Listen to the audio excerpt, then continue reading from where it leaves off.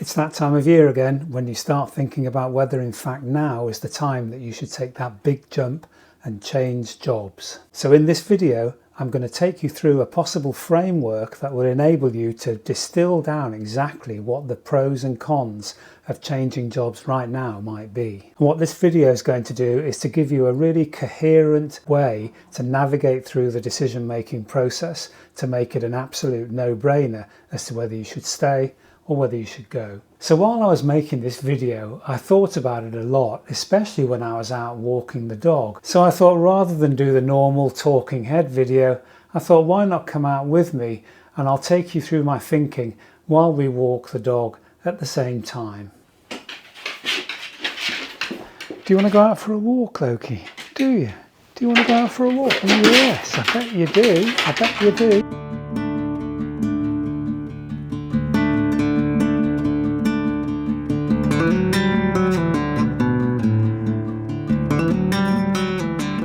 So what is it that you really want from your work? Most people will probably say that money is a large component, since most people go out to work to earn money as a default position. And yeah, that's absolutely fine, and I have no issue or objection whatsoever with people that say that money is very important. It's important to me. However, it's a mistake to think that it's the only thing that is important when looking at a job. And I know to my cost that you take a job only for the money at your peril. I once took a job where I doubled my money and it blew up in my face. I was rapidly disenchanted with the firm. They were rapidly disenchanted with me, and it was a race to see who could get rid of the other one first. In fact, I lost simply because the firm went bust before I could get out. However, that's another story. But I was seduced into that firm by the fact that they offered me double the money that I was on with my existing employer. There were red flags, and the red flags in fact highlighted the criteria which I really had in mind about jobs and what constituted a good one. It transpired that really, although money is important to me and was important to me, there were other things that were equally important. One was a clarity of purpose from the firm. They understood what they wanted from me, and they could communicate with me well and describe it so that we had at least a fighting chance of being on the same page. The second one at the time was that I needed to be relatively near to home, at least in terms of travelling time. And because they offered me twice the money, I accepted the fact that I'd do a 150-mile round trip around London. And anybody that has done that trip on a working day at rush hour knows the hell that is, and that was what I subjected myself to when I accepted this job. So those were the criteria which I had were essential or the critical ones at the time, and I still have those as pretty much the two drop dead, won't alter my stance on criteria. They've been added to a little bit. I've discovered by trial and error that any role that I take where I don't get along with the people who I'm working with is basically a recipe for disaster for me. I start to hate the work I'm doing, so that becomes an issue. And the way I monitor that is, if during the interview I don't get a good impression of the person that I am going to be working with, that is a red flag that I won't go past. And it can mean turning down jobs, but I know now, I've been doing this for 45 years, that that is a killer in terms of enjoyment. The final criterion comes from now having worked for a succession of NHS trusts here in the UK, that's the UK National Health Service. Who knew that I actually find it important to be feeling like I'm making a worthwhile contribution to society? If you had asked me 20 years ago whether that was important, I would have laughed in your face. It transpires it is. Who knew? But I also look for that, and it means that although I have had 20 years experience in insurance, I won't go back to the City of London again. I'd rather work in a down at heel NHS trust where at least I feel like I'm on the side of the good guys.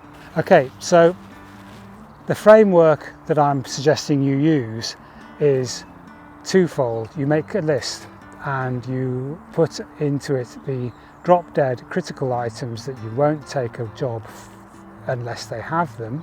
And the second then become a list of nice to haves. And they can be added up in when things are a bit of a draw and maybe you've got multiple roles. And they can make a difference, but they will not remove a red flag in themselves. At the end of the day, you then have the criteria by which you can judge your next role or your next offer.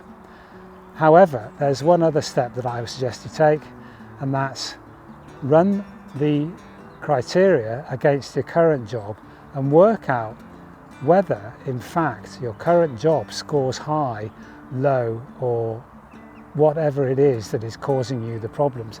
If the money is an absolute killer, that's okay, and that's a perfectly good motivation to move. But if everything else is really good, might there not be an option to maybe go back and talk to the firm that you're currently with and explain how you're seeing things at the moment? That's the sort of thing where you can actually point to the fact that you do need more money and you thought about things. It can be a good point. So I would actually judge your current organisation and against your list of criteria. Anyway, let's get back into the dry and the warm.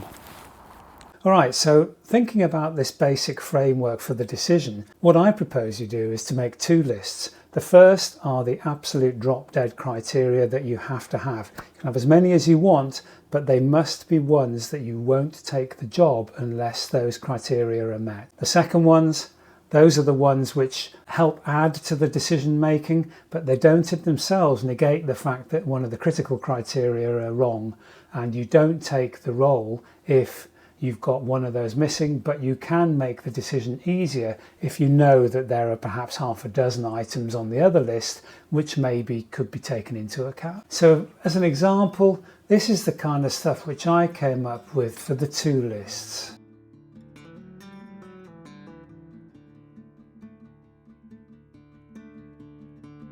Alright, so let's talk about something which is slightly less pragmatic, but nevertheless is really important in my view, having been doing this now for a career of 40 years. And that's understanding what your options are, not just in terms of changing your job in the next year, but in the longer term.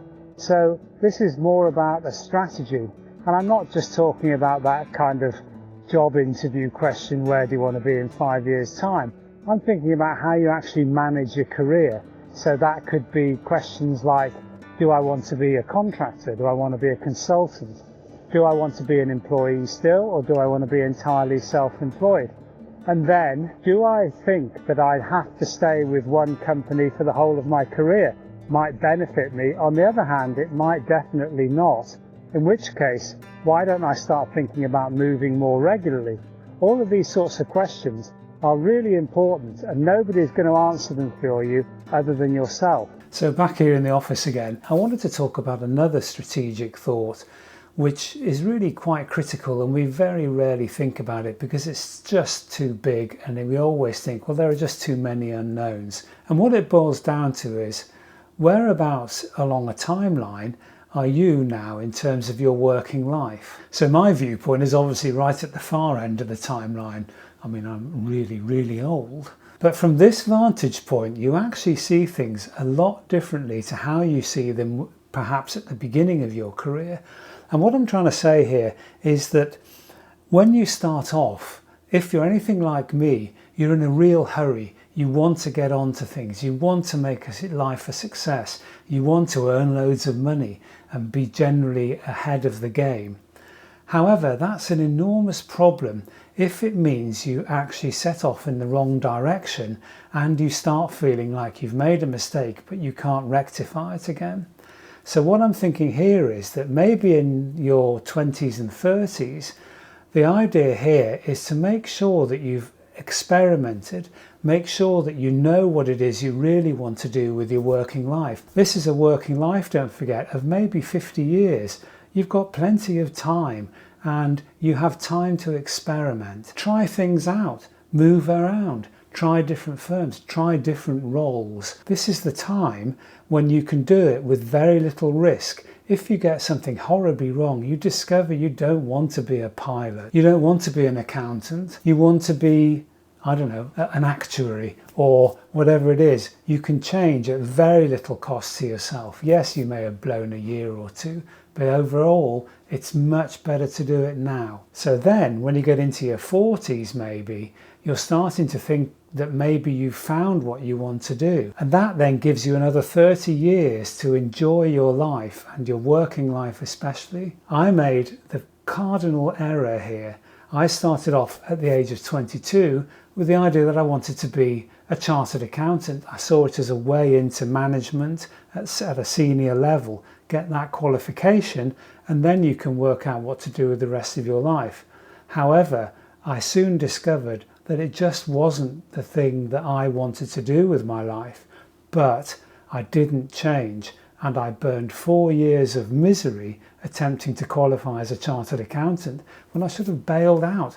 A colleague of mine at the time did exactly that after 3 months and went and became a very successful pilot. That type of experimentation is what you need to be doing at the early stages of your career. So when I got to 40, I basically had been doing some things which I just didn't enjoy for almost 20 years. And I realized that it was now or never, and I basically completely changed my career and started working again and experimenting again.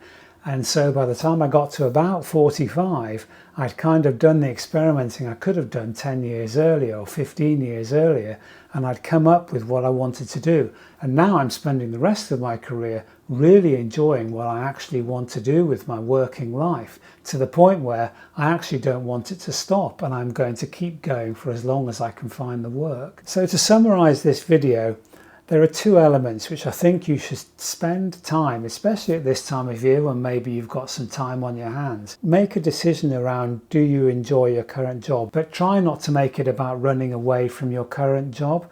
Try and make it more thoughtful. Try and work out what it is that you want to do. Try and work out what it is that you can get from your current job, and work out what you'd be looking for in your next job.